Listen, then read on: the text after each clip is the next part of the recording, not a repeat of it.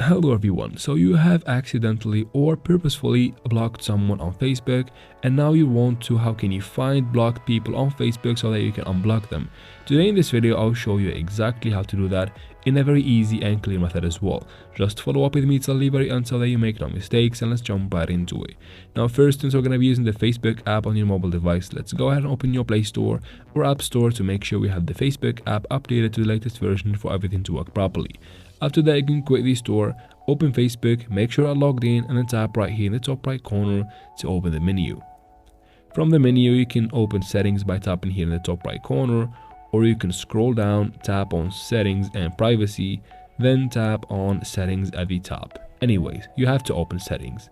Now from settings, you can go ahead and scroll down until you find the blocked or blocking category right here, or you can search for it by tapping the search icon at the top and just search for blocking.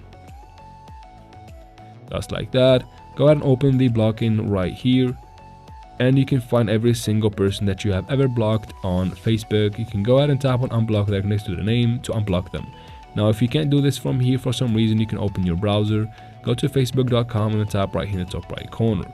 From here again, you can go to settings by tapping settings in the bottom right here.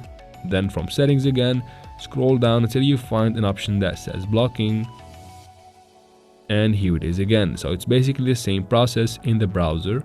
From here you find every single person that you have ever blocked. You can tap on unblock right here to unblock anybody on Facebook. Just be sure that you cannot block them again for 48 hours, so make sure that's the decision you want to take. And that's it for this video, guys. I hope it was useful.